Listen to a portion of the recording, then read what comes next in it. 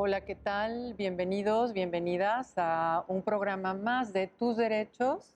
En esta ocasión vamos a hablar de las especialidades médicas. Tenemos aquí a tres distinguidos especialistas, sobre todo en cuestiones médicas. Y vamos a darle la bienvenida al doctor Onofre Muñoz Hernández. Bienvenido, doctor. Gracias. Gracias por estar aquí. También está con nosotros el doctor Enrique Wolpert Barraza. Bienvenido, doctor. Muchas gracias por la invitación. Gracias. Y el licenciado Marco Antonio de Stefano Sagún. Bienvenido, Marco, al Gracias. programa. Gracias. Este programa está dedicado a la revisión de un tema muy especial y es las certificaciones médicas. ¿En qué consiste esto? Y sobre todo a un Comité Normativo Nacional de Consejos de Especialidades Médicas, AC. Es una asociación civil que se encarga, básicamente es un órgano supervisor, calificador de conocimientos, de habilidades, de destrezas y aptitudes, y que emite unos certificados para poder ejercer la profesión médica, que es tan importante. Nosotros como abogados en este canal judicial tenemos la preocupación de la colegiación. No hemos logrado una colegiación obligatoria y los médicos nos llevan algo de ventaja porque se han preocupado por certificarse, por estar al día, por estar actualizados. Y le damos la bienvenida al doctor Onofre, quien es ahora el presidente de la CONASEM, de este órgano tan importante. Y quisiera yo preguntarle, doctor, ¿cómo surgió la idea de la constitución del CONASEM? La certificación de las especialidades médicas, no de la medicina en general, sino de las especialidades médicas, inicia en nuestro país en 1963 con la conformación del primer consejo de certificación que fue de médicos anatomopatólogos. Con este modelo se fueron conformando gradualmente las diferentes especialidades médicas alrededor de este concepto de certificación de conocimientos, habilidades y destrezas. Y para 1972, la Academia Nacional de Medicina los avala en un comité particular de especialidades médicas para darles una fortaleza académica. Para 1995, este comité y estos ya 47 consejos de certificación de médicos especialistas se organizan en lo que usted comentó, en el CONASEM, el Comité Normativo Nacional de Consejos de Especialidades Médicas, con la función de normar y vigilar el funcionamiento de los 47 consejos, es decir, que estuviesen cumpliendo con la normatividad y regulación que se estableció para que estos consejos certificaran a los médicos especialistas. Hasta esa fecha, la certificación era un procedimiento voluntario. El médico especialista que por su voluntad propia decidía certificarse, casi siempre con el objeto de obtener una apreciación o un reconocimiento de su quehacer, de su actualización, lo hacían de manera voluntaria. Es hasta 2011 en donde una modificación de la Ley General de Salud, que después seguramente comentáramos entre todos, hace obligatoria la certificación en el país por primera vez, para que todos los médicos especialistas cuenten con un reconocimiento, una certificación o el consejo de pares de su especialidad, en donde le dé certidumbre a la población sobre el médico que le va a atender y su vigencia en el conocimiento o en sus competencias para atenderlo.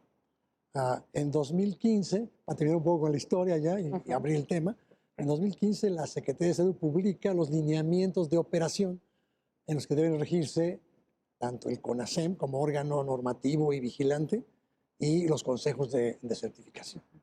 Y se establece todo un proceso de convocatorias de los consejos de cada especialidad para que los médicos cumplan con la ley ahora que es obligatoria y se certifiquen cada 5 años para Usted corresponde a la lleva, sociedad con este concepto de vigencia muy bien, ¿usted lleva cuántos años como presidente de la Eh, CONASEM? estoy terminando el tercer año. El tercer año, muy bien. El CONASEM se constituye, ya dejo para a los demás compañeros, se constituye con 12 vocales, 4 son designados por la Academia Nacional de Medicina, 4 por la Academia Mexicana de Cirugía y 4 son seleccionados de los presidentes de los 47 consejos. Nosotros somos 12, la renovación es cada 3 años de forma escalonada y el presidente puede reelegirse por un periodo. Entonces, están representadas las 2 academias, todos los consejos, y hay una presidencia que maneja la Junta de Gobierno, que se reúne periódicamente y revisan todos los temas relacionados con la certificación. Muy bien. Pues, y doctor Wolpert, usted también fue en algún periodo de su vida presidente de esta CONASEM, ¿verdad? Justo antes que el doctor Muñoz, de 2006 a 2009 a 2015, tuve esa responsabilidad como presidente del CONASEM. Y bueno, ¿y cuál fue su experiencia en relación a todo esto, el haber sido presidente? Antes de ser presidente de CONASEM, colaboré con el doctor Treviño, Norberto Treviño García Manso. Él presidía el CONASEM y yo era uno de esos 4 representantes de la Academia Nacional de Medicina a que se refiere el doctor Muñoz. Y ahí se empapa uno de lo que es el CONASEM, de lo que hace, de cómo puede normar las actividades de 47 consejos de especialidades médicas, cuáles son los problemas que tienen, cuáles son las inquietudes de los miles de médicos especialistas que pertenecen a uno de esos 47 consejos de especialidades. Usted evalúa entonces la pericia de los médicos, ¿verdad? ¿Cuáles podrían ser los criterios de esta evaluación? Eso queda en la responsabilidad de cada uno de los 47 consejos de especialidades médicas. Por ejemplo, al que yo pertenezco, que es el Consejo de Gastroenterología, tiene un cuerpo directivo que examina cada año a quienes aspiran a tener el reconocimiento y la certificación. De manera que el CONASEM no hace el examen propiamente, sino que lo hacen cada uno de los 47 consejos. CONASEM está nada más vigilando que esta certificación se lleve a cabo de acuerdo a las normas, a la ética de cada uno de estos 47 consejos de especialidades. Este modelo, ¿de dónde se tomó? Este modelo de juntar a todos estos consejos y agrupar a todos los médicos, porque los médicos de todas maneras tienen ustedes la fama de que son muy solidarios entre ustedes, ¿es así? Pues los médicos estamos... ¿Se protegen entre ustedes? No, nos protegemos, ¿no? Ni siquiera nos curamos, pero le puedo decir que los médicos pertenecemos a diversas asociaciones o sociedades médicas. Desde la Sociedad Médica de la Especialidad, yo pertenezco a la Asociación Mexicana de Gastroenterología, pero también a la de hepatología, que es una subespecialidad. Y luego pertenecemos a las sociedades médicas del hospital, en donde encamamos a nuestros pacientes. En mi caso, pertenezco a la Sociedad Médica del Hospital ABC, del Centro Médico ABC, de manera que pertenecemos a muchos grupos, a la misma Academia Nacional de Medicina, a asociaciones. Esas son las asociaciones nacionales.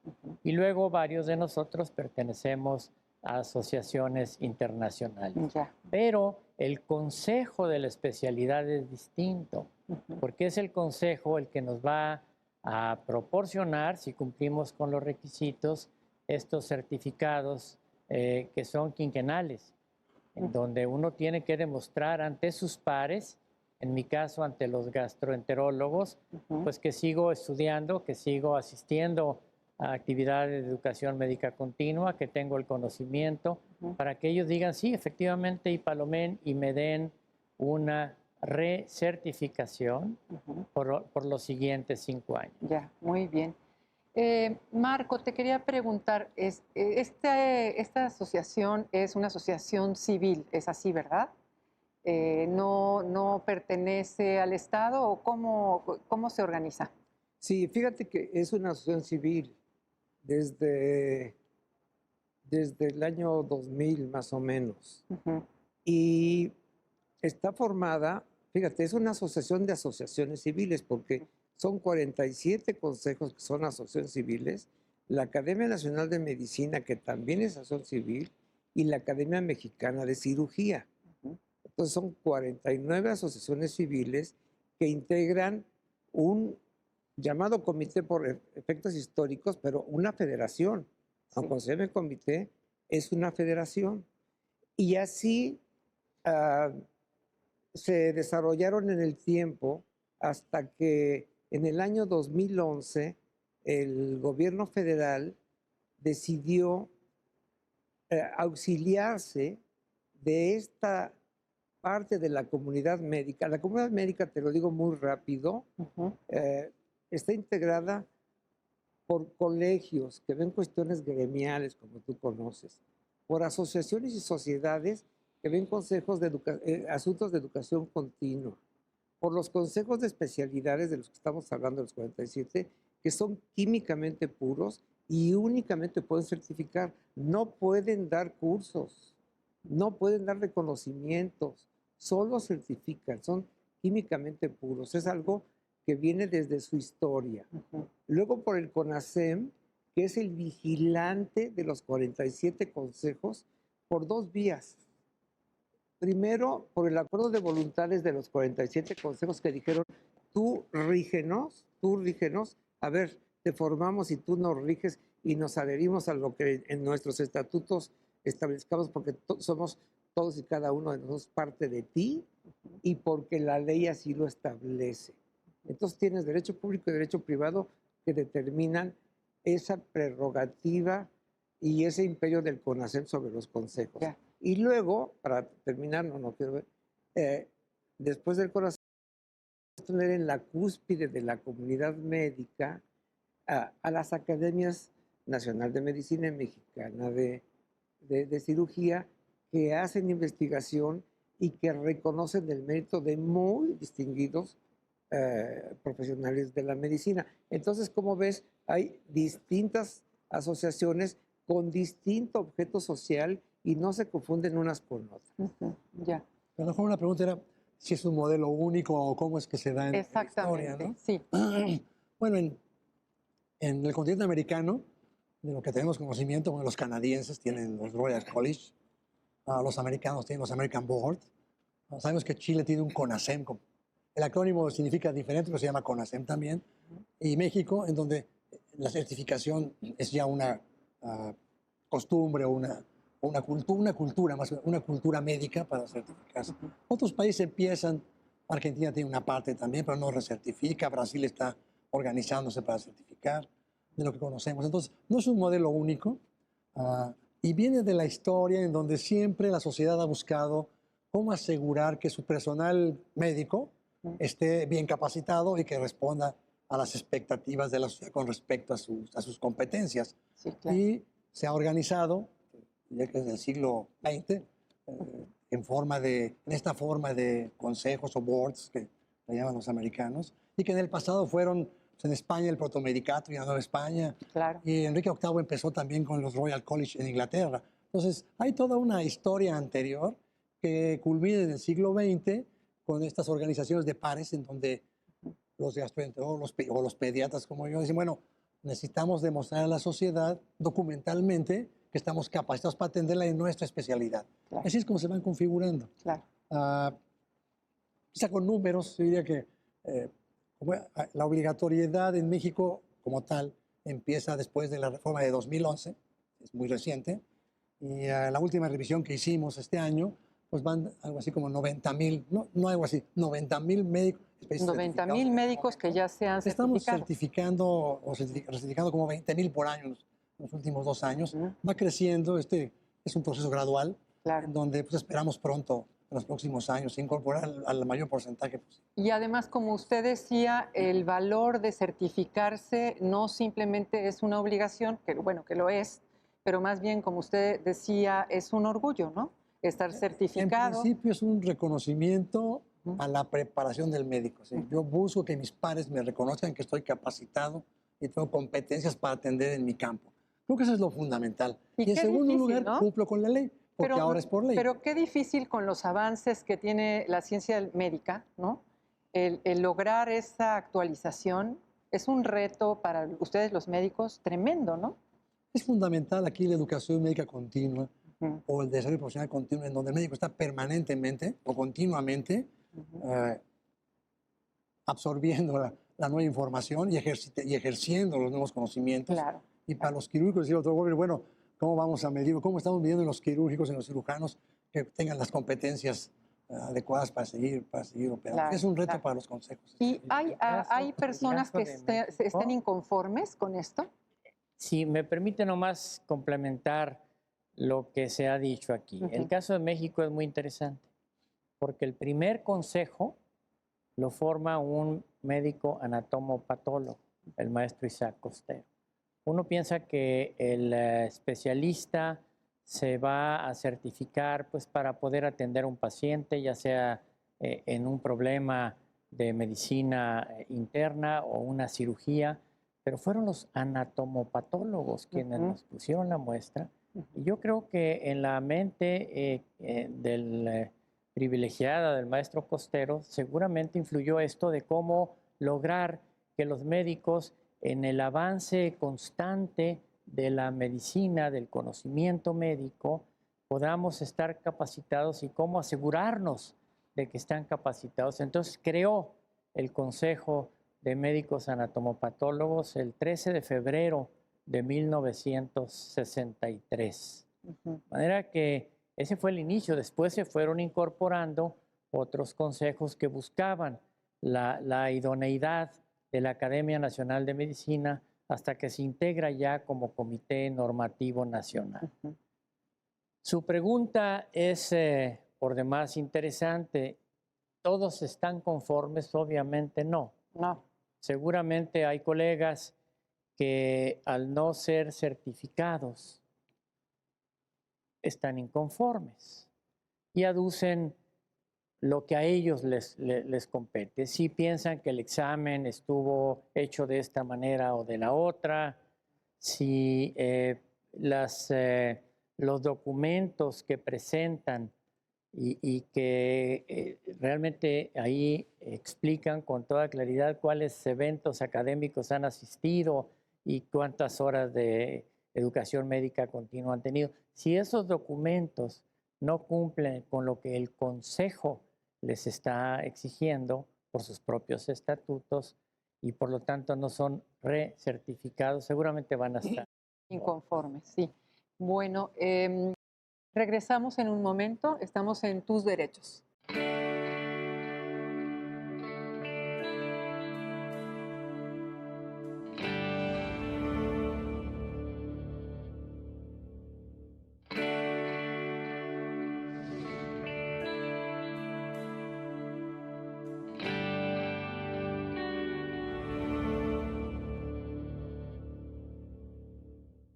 Hola, ¿qué tal? Regresamos. Estamos hablando de las certificaciones médicas y estábamos hablando, Marco, de cómo es esta cuestión de regulación del CONASEM. ¿Hay un reglamento? ¿Cómo está constituido el CONASEM? Sí, mira, en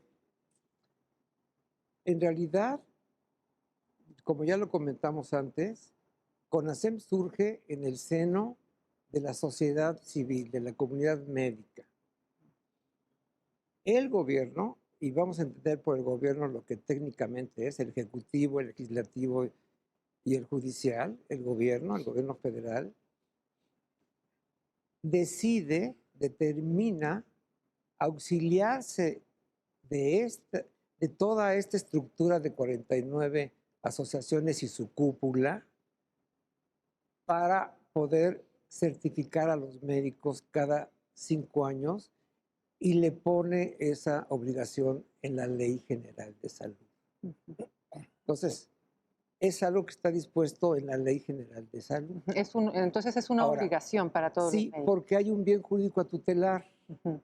Y el bien jurídico que decidió tutelar el gobierno federal es al paciente cuando requiere un especialista y siempre requerimos un especialista.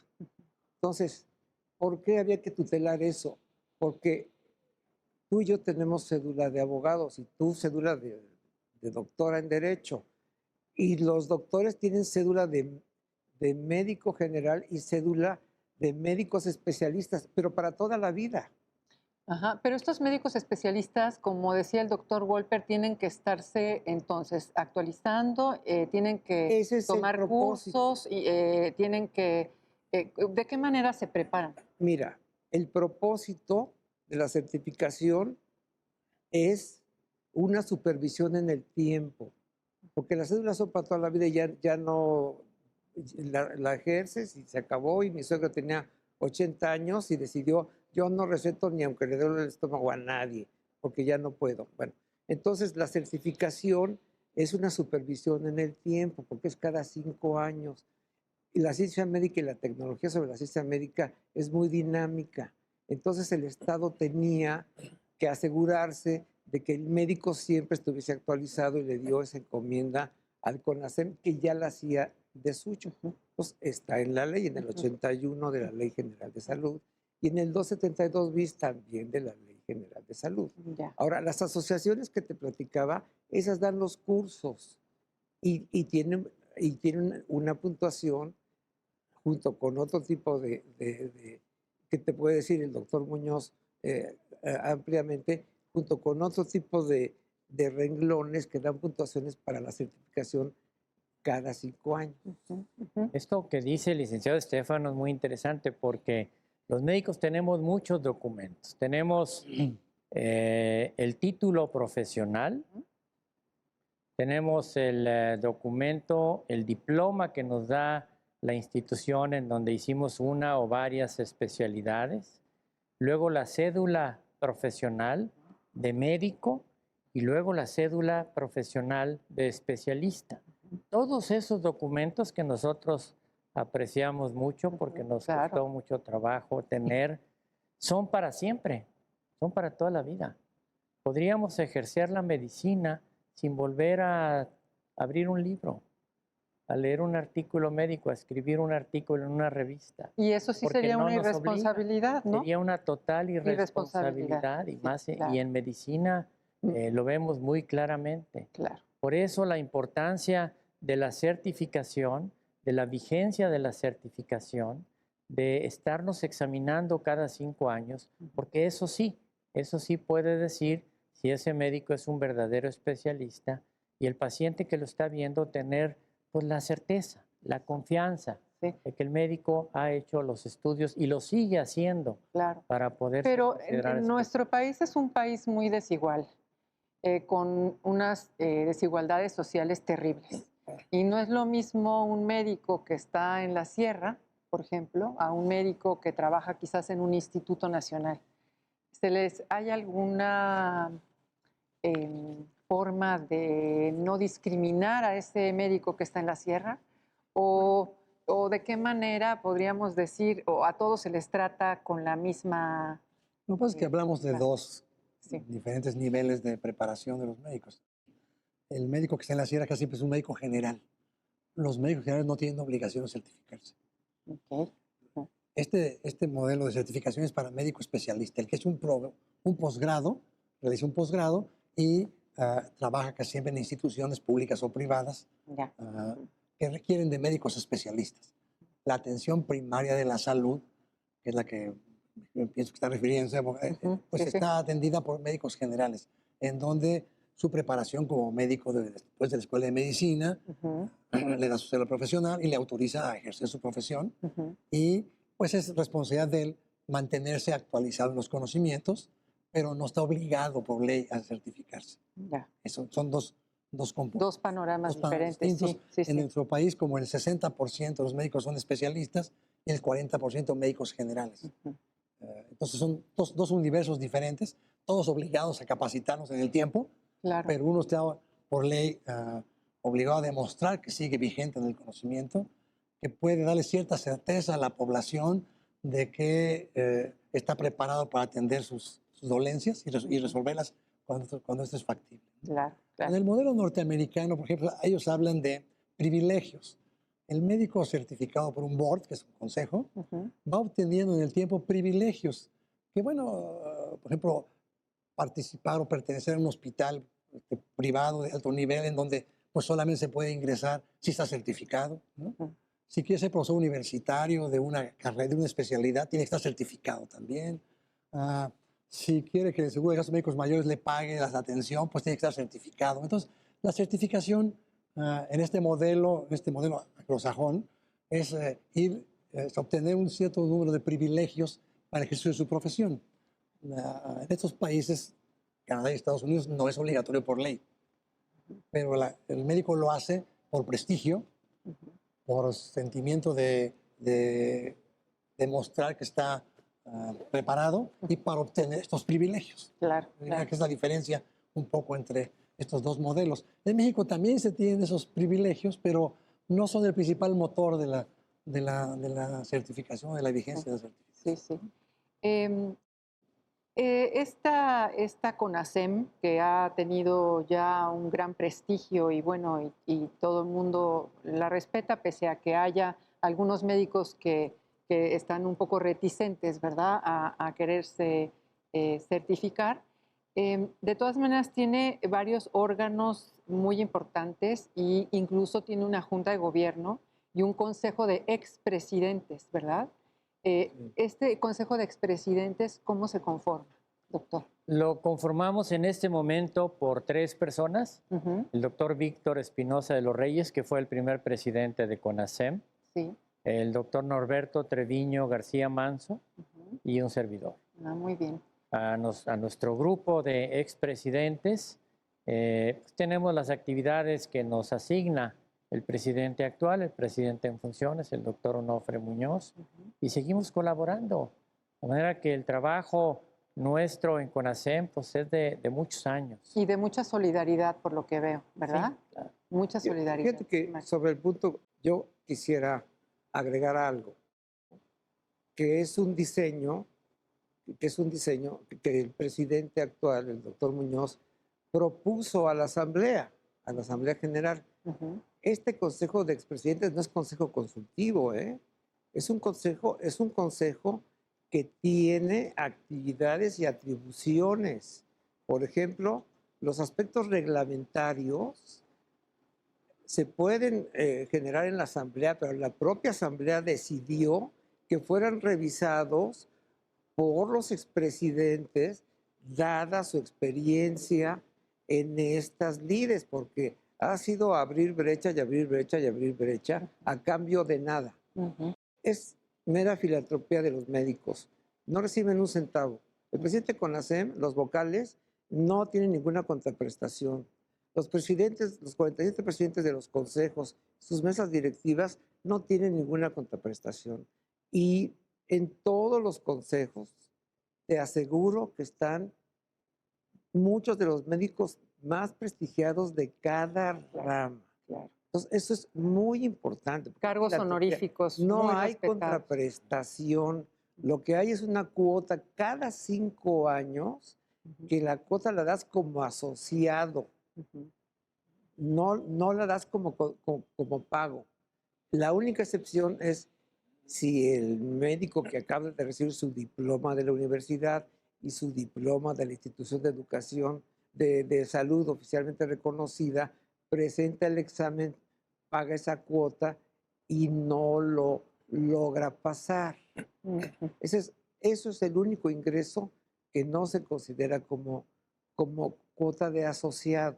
Entonces, Nada más porque no pasó el examen. es que entonces Ajá. no puede ser asociado. Sí, En el momento que pasa el examen, eres un asociado más, como en los clubes, ¿no? claro. Es un principio muy importante porque está vinculado con la naturaleza de la asociación civil que no tiene fines preponderantemente de lucro. Aquí no hay lucro alguno. Exacto. Y lo digo porque es muy importante para la sociedad. Claro, y esto otorga también una autonomía de gestión, ¿verdad, doctor? Totalmente, totalmente. Sí. Ah, y responde a uno de los cuestionamientos que estábamos comentando antes del programa, en donde Sí. uno de ellos es, bueno, y hay un interés económico en todo este asunto. No, la cuota paga el examen, paga la organización administrativa, ¿no? Paga a las secretarias de oficina, pero ningún miembro de estos organismos recibe un centavo. Claro, claro. Exámenes que son cada vez más sofisticados, que requieren más inversión, más tecnología. Y algo importante es que hay un solo consejo, uno solo, de la especialidad en todo el país. Lo que hacen Caso, Un los solo consejo. gastroenterólogos Exacto, de todo cada el especialidad. país ¿Cuántas se especialidades hay? certifican. Cada uno de los consejos puede tener diversas Especialidades. especialidades y examinarlos. Por Ajá. ejemplo, el gastroenterólogo, en mi caso, hay el Consejo de Gastroenterología también examina y certifica al gastroenterólogo pediatra, al endoscopista. De manera que el número de especialidades puede ser mucho, pero encuentran su nicho y su sitio en alguno de los consejos de estos 47 consejos de especialidades para ir recurrir a solicitar su certificación. Es un número cambiante. Pero en este momento, los 47 consejos certifican 65 especialidades de adultos o de niños, ¿no? Pediatría, neonatología, neurología, neurología pediátrica, y 115 subespecialidades que les llamamos capítulos. Entonces, todo el subespecialista o el especialista encuentra un espacio para certificarse en 47 consejos. Eso creo que es importante. ¿Y cuáles son, podríamos decir, los consejos más activos o más participativos o Pues es muy difícil decir más eso. activos? Yo diría, ¿cuáles son los más voluminosos en especialistas? Pues son los especialistas que llamamos troncales, ¿no? El que en este año, por ejemplo, tiene el mayor número de especialistas vigentes certificados es el de pediatría, que tiene 12.500 pediatras certificados en todo el país. Y bueno, sigue medicina familiar, medicina interna, ginecobstetricia. Los ginecólogos, ¿no? Que son consejos muy, muy grandes, porque Cirugía ese es, el mayor número, general. es por número de especialistas. De activos, todos son muy activos, ¿no? Todos son activos. Pero esos tienen el mayor número y, por tanto, tienen más compromisos y más presiones, inclusive financieras, porque hay que examinar cada año a los que van terminando la vigencia. Muchísimo trabajo, ¿no? Sí. Otro de los comentarios que hay es, ¿por qué un solo consejo? Algunos, gente cercanas inclusive, nos han comentado, bueno, ¿y por qué este proceso no hace mejor las universidades? Ahí se graduaron los muchachos, ¿y por qué no lo sigue certificando? Primero, porque tendría cada universidad que tener su propio programa de certificación, ¿no? Y segundo, pues sería juez y parte, ¿no? Yo gradúo a mis alumnos y luego cada 5 años los certifico. Pues habría un conflicto de interés ahí. Claro. Y tercero, eso mismo puede plantarse. se perdería la homogeneidad. Actualmente no importa dónde yo me forme como pediatra, en Monterrey, en Guadalajara, en Mérida, en Puebla, en la Ciudad de México, no, el examen es el mismo para todos. Claro. ¿No? Porque se supone que el programa de preparación es el mismo. Entonces, un solo organismo certifica a los pediatras de todas las universidades del país. Del país, ¿no? Claro. Y dice, bueno, pues y además hay una retroalimentación. A las universidades se les informa, a las escuelas de medicina, los puntos débiles de los egresados de sus escuelas. Esta escuela no está bien. Le falta esto. Hay una retroalimentación muy importante. Eso es muy interesante. Entre el Consejo de Certificación y los estudios de posgrado de las escuelas de medicina. De hecho, el presidente del Consejo es ex oficio parte del comité académico de la universidad, de la especialidad, para que estén en contacto directo y estén informando. Entonces hay una retroalimentación muy importante. Y para la mejora, ¿no? De todas maneras, de los conocimientos. Para ir homogeneizando los programas. Algunos consejos han logrado, por iniciativa personal, que todos los programas de todas las universidades del país sean el mismo. Eso es muy importante, ¿verdad? Porque si no hay preparaciones diferentes y claro, desigualdades. Diferentes. De todas maneras las hay, ¿no? De todas maneras, uno se percata de que la preparación médica en el país no es desigual, ¿no? Pero la ley no solo faculta, sino que obliga a los consejos a ver cómo están las especialidades en todo el país. O sea, todos los programas pueden ser revisados por el consejo de tal manera de ir hacia esa homogenización, que algunas especialidades, cardiología, lo pongo como ejemplo, ha sido muy exitosa. Los programas de cardiología en el país, puede estar seguro que es uno. ¿Y los neurólogos qué tal? Bien, funcionan muy bien. Sí. Es un consejo muy bien organizado. Ajá. Ya. Y certifican neurología de adultos y neurología de niños, neurología Ajá. pediátrica. Ya, muy bien. ¿Por qué en especial neurología? Bueno, pues Ah, porque pero- siempre se me han hecho interesantes, ¿no? Manejan Los el médicos. Sí, exactamente. Marco, te iba a preguntar, hay un reglamento que tienen ustedes en la CONASEM de idoneidad. ¿A qué se refiere esto? Mira, los consejos están sujetos a la supervisión de CONASEM y tienen que cumplir con una serie de requisitos y CONASEM les determina una serie de políticas para su homogenización. En el caso de la calificación, de que haya exámenes oportunos después de que los jóvenes salen de las universidades, de que tengan sus asambleas, sus juntas de gobierno, su vida interna sana, como en casa de cristal. Ujú. Entonces, cuando ocurre eso, CONASEM le otorga la idoneidad a esa asociación civil para que certifique, pero tiene que dar el ejemplo y tienen que ser los mejores. Entonces, les da esa idoneidad. Ujú. Y aquí comentaba el doctor Muñoz de subespecialidad, que se me hace raro porque no le gusta mucho el término al doctor Muñoz, Es el que se entiende mejor en el público. Sí, lo sé muy bien, pero aquí subespecialidad es supra, ¿eh? O sea, hay... Supraespecialidad. No, sub es supra, aquí te lo voy a Ajá. comentar. Médico general, Ajá, psiquiatra, la especialidad, ajá. especialista en sueño, la subespecialidad. Entonces, es Van supra, subiendo. ¿no? Bien. ¿Puedo interrumpirte? Además, Sí, claro, así lo hacemos. no me gusta el término, pero lo utilizamos. Pero realmente la UNAM ha logrado una mejor terminología. La UNAM llama especialidades de entrada directa. Todas aquellas a las que se ingresa después de la carrera de medicina. Medicina interna, pediatría. Uno termina de médico y luego hace especialidad de entrada directa. Ujú. Y les llama especialidades de entrada indirecta y termina con el problema de supra-sub. Todas aquellas que requieren de una especialidad previa. Si yo quiero ser neonatólogo de recién nacidos, Ujú. primero soy pediatra. Claro, Entonces, neonatología es de entrada indirecta porque no puedo entrar directamente a esa especialidad. claro. Si quiero hacer hemodinamia, tengo que ser cardiólogo primero. Entonces, entrada directa cardiología, entrada indirecta hemodinamia. Claro, Y así se acabó esto de supra, sub. Sub. Es aquellas que se entran directamente después de la carrera y aquellas que se requieren de una especialidad previa. ¿Ya? Entonces, porque Claro. nosotros le llamamos Más capítulos. sencillo, ¿no, Marco? Sí, Nosotros le llamamos capítulos en realidad. sí, Los capítulos de Capítulos. cada especialidad. Claro. Pero para que se entienda bien la terminología, en realidad está muy bien descrita con de entrada directa y de entrada indirecta. yo estoy de acuerdo.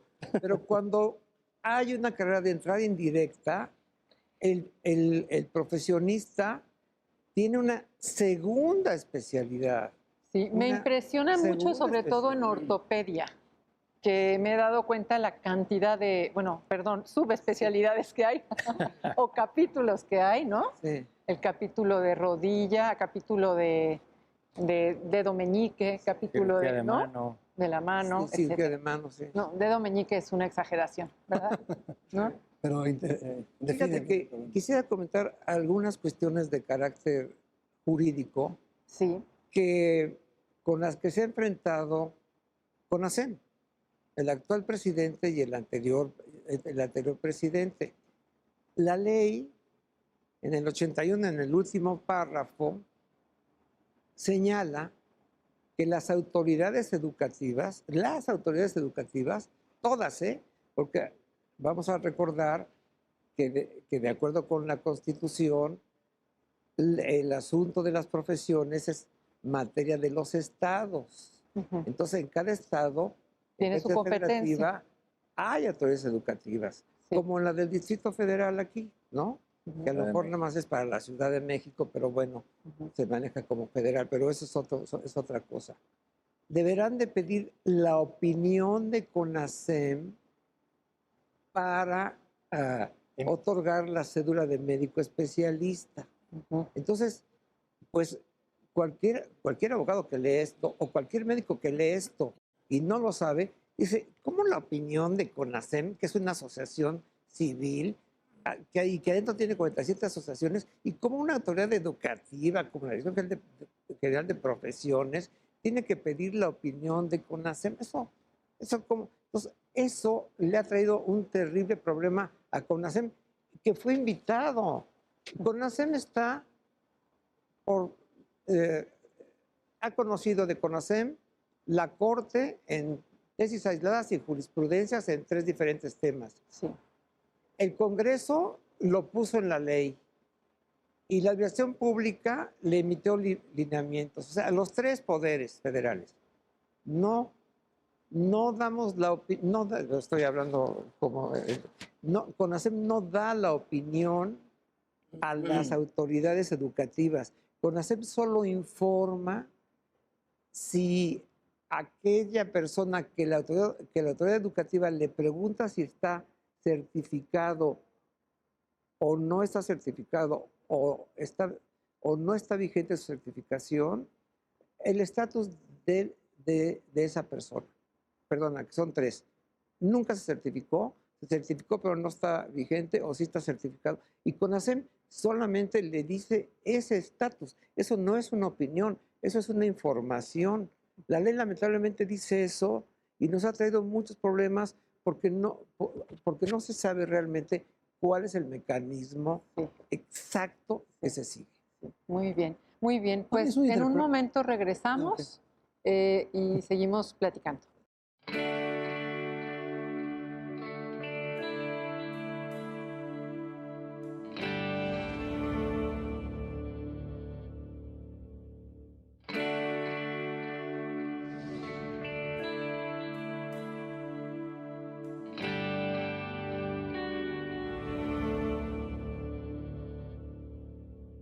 Hola, ¿qué tal? Regresamos a nuestro programa Tus Derechos.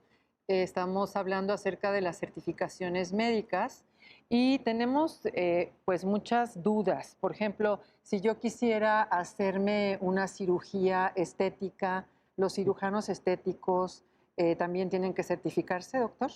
Mi recomendación sería que acudieran a un cirujano plástico que ha hecho la residencia de cirugía plástica, estética y reconstructiva y que ha acudido también al consejo respectivo para obtener el certificado y la recertificación en su caso. De manera que si usted como paciente quiere saber si ese es un médico cirujano plástico que tiene todo el bagaje de conocimientos, pues nomás pregúntele si está certificado y si su certificación Me es meto vigente. yo a la página entonces y allí checo. Usted hablaba antes acerca de que en Estados Unidos uno puede checar muchas cosas de los médicos, ¿verdad? Sí, usted mencionaba, por ejemplo, el médico ortopedista que hace cirugía de rodilla. Ustedes le recomiendan al doctor Smith para que en Estados Unidos la opere de la rodilla. Usted entra a internet y ve a ese médico cuántas operaciones de rodilla ha hecho, en dónde se graduó, en dónde hizo la especialidad y qué resultados ha tenido. Maravilloso. Incluso ahí puede estar los comentarios de algunos casos Pacientes. que no hayan quedado necesariamente bien. Claro. O si ha tenido problemas judiciales precisamente por malpractice o algo.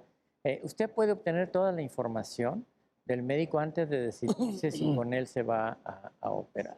Y algún día sí estaremos también, ¿verdad? Bueno, en la CONASEM. Ahorita en México lo que se puede hacer es ingresar a la página de la CONASEM o de los consejos. Cada consejo tiene su página también. De hecho, CONASEM tiene una página que es... ¿Nos las muy puede sencilla, proporcionar, doctor? www.conasem.org.mx. Y ahí viene el listado de consejos y el vínculo a cada consejo. Pero también el CONASEM tiene el listado de los 90,000 especialistas certificados. Usted puede poner el nombre y checar si está certificado y por qué periodo de tiempo está certificado. Entonces, la sociedad debe participar más en esto, Claro. público o privado. Yo voy al ISSSTE o al Seguro o a Pemex o a Sedena o voy al Seguro Popular o voy al Hospital ABC y quiero saber si mi médico está certificado. Se mete a la página de CONASEM, busca médicos especialistas y le pone su nombre y la especialidad y ahí le aparece si está certificado por qué periodo. Claro. Y si quiere ser más detallista, se mete a la página del consejo. Cada consejo tiene su página y también tiene ahí quiénes están. Yo diría que todavía la población todavía no se acostumbra a, o tiene esta tradición de ir a buscar el médico certificado, ¿no? Más bien Esto resulta cuando hay una demanda y entonces resulta que no estuvo certificado, que era un estético, que no era plástico. Pero se pueden anticipar todos esos problemas si se mete a la página y la consulta. Claro. Es de dominio público, ahí está la información. Claro, y Ahí poco está a la poco información. todos los que somos pacientes, porque al fin y al cabo todos somos No, hasta los pacientes médicos somos y pacientes. hasta los médicos, ¿verdad? Es tan sencilla como Es una www. certeza, como decías, Marco, ¿verdad? Sí, certidumbre. La certidumbre. El saber quién nos está atendiendo, ¿no? ¿Qué médico nos atiende? Hay una tesis jurisprudencial que se dictó en el 2013 que dice cédula de médico especialista, el artículo 81, último párrafo de la Ley General de Salud, no transgrede la autonomía universitaria reconocida en el artículo 3º, fracción séptima de la Constitución Política de los Estados Unidos Mexicanos. Esta es una tesis, ¿me podrías explicar, Marco, Sí, qué cómo no. trascendencia ha tenido? Sí, sí. ¿Y qué otras tesis hay en este Con gusto, sentido? querida Karina. Solo quiero agregar algo que me preguntaste hace un instante y lo omití. CONASEM, dentro de las funciones que realiza frente a los consejos, es exigirles su lex artis médica. ¿Por qué les exige eso? Porque ese es el bagaje de la información científica de cada especialidad y también del aspecto tecnológico de cada especialidad. Y tiene que estar actualizada para que los exámenes también estén actualizados. Es una cosa que el doctor Muñoz, es un tema que el doctor Muñoz de hace año y medio para acá ha insistido a los 47 consejos. Eso es muy importante y se me había pasado como una tarea de regulación de CONASEM. Mira, en realidad hay una jurisprudencia, si me permites, y dos tesis aisladas, y te lo puedo decir coloquialmente, por favor. para que sea rápido. Sí.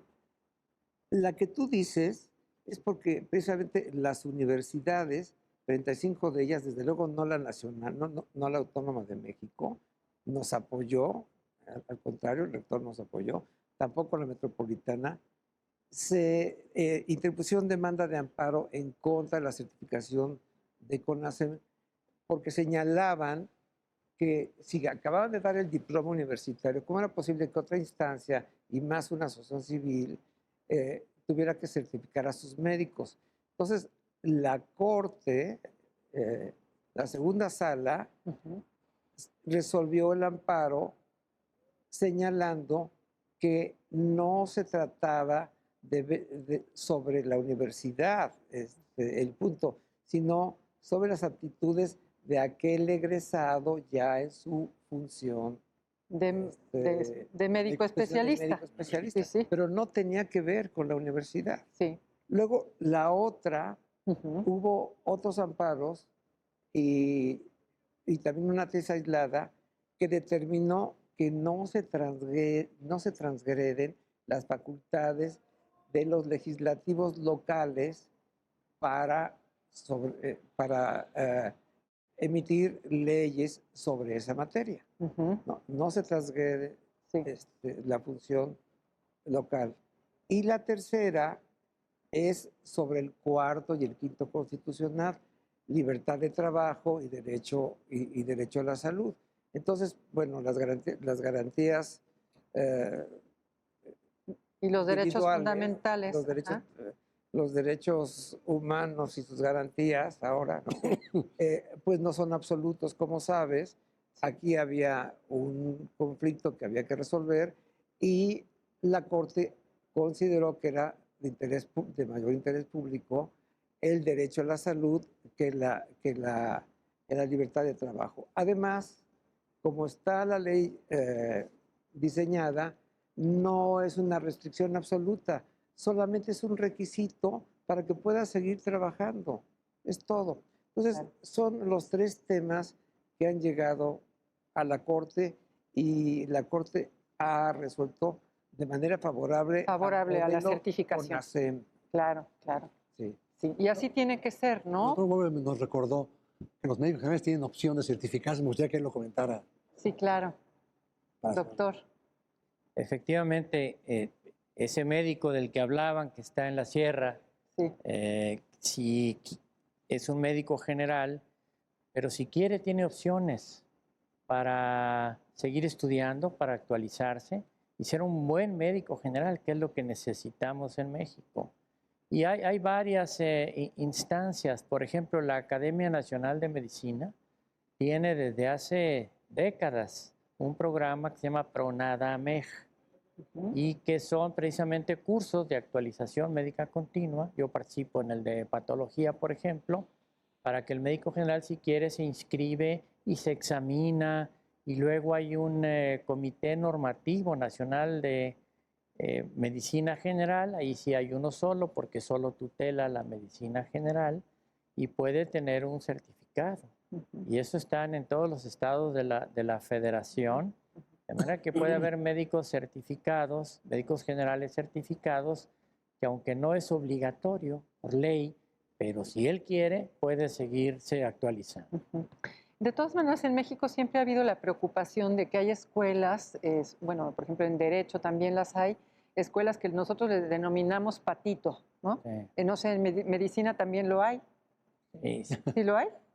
Bueno, como hay toda una organización para vigilar y supervisar. ¿Cómo hacer para que evitar o para controlar esta situación? Quizá el problema, bueno, no todas las escuelas de medicina están certificadas, también hay un organismo que certifica escuelas de medicina, pero yo más bien el problema que está apareciendo son organizaciones que ofrecen especialidades, entre comillas, que no cumplen con los requisitos de la norma oficial mexicana para las residencias de especialidad médica y han emergido ahora de un mercado poco conocido porque quieren tener una cédula profesional.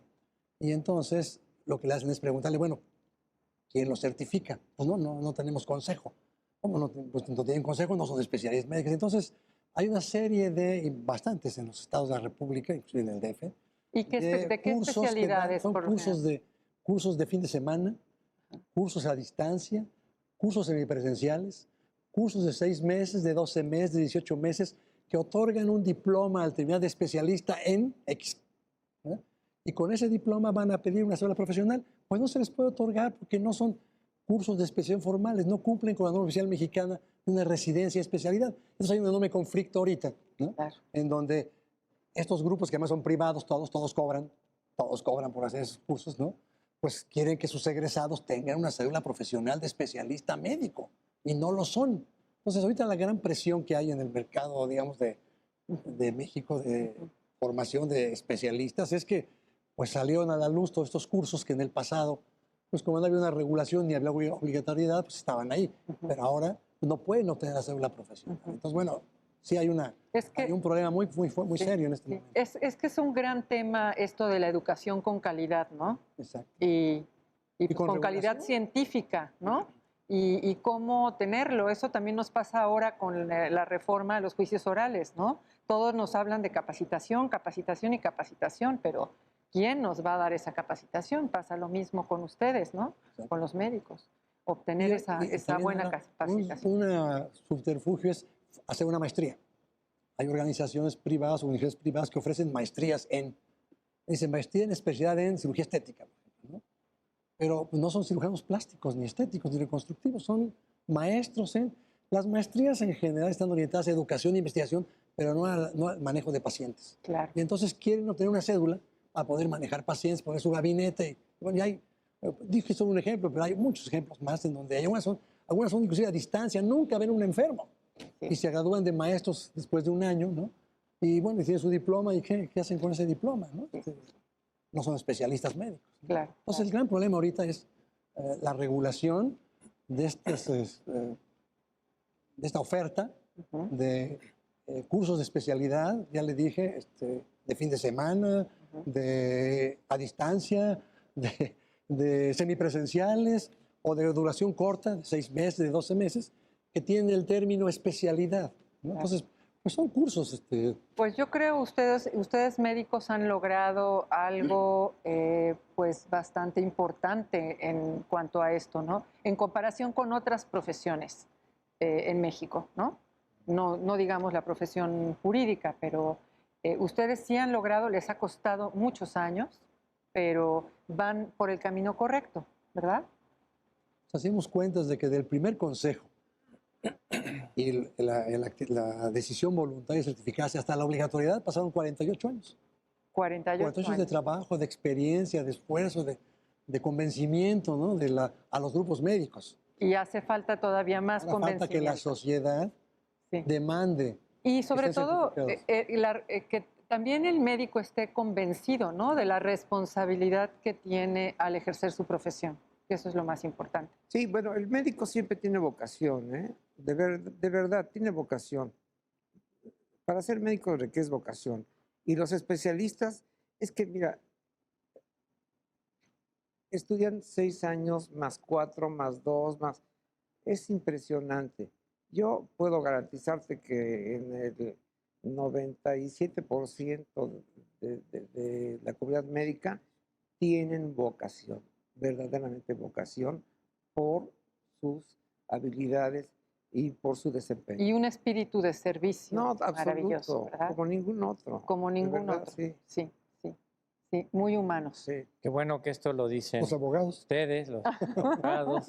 Pero yo estoy convencido, después de muchos años de servir a CONASEM, que ha sido una institución que verdaderamente hace un gran trabajo en beneficio de la sociedad. Al médico también le da prestigio el saber que sus pares lo han examinado y que lo encuentran capacitado, pero es para que la sociedad esté de veras con esa certeza, esa certidumbre de que el médico que está viendo es un médico especialista. Lo que necesitamos es que la sociedad participe más en exigir que el médico que ve es un médico certificado por el consejo de su especialidad. Eso gradualmente se ha logrado, pero se necesita que participe más y que conozca más lo que es el consejo de la especialidad, porque va a requerir de varios médicos especialistas. Claro, claro. Incluso en el caso, en el manejo de un mismo caso, van a participar varios especialistas y puede con toda libertad preguntar si los médicos que su doctor le va a pedir que sean interconsultantes y cada uno de ellos está certificado, lo puede hacer. Sí, los médicos tienen esa sana costumbre de obtener consensos en sus discusiones científicas, ¿verdad? Bueno, ya para concluir nuestro programa les pediría unas palabras de cierre. Marco, por favor. Sí, déjame ver.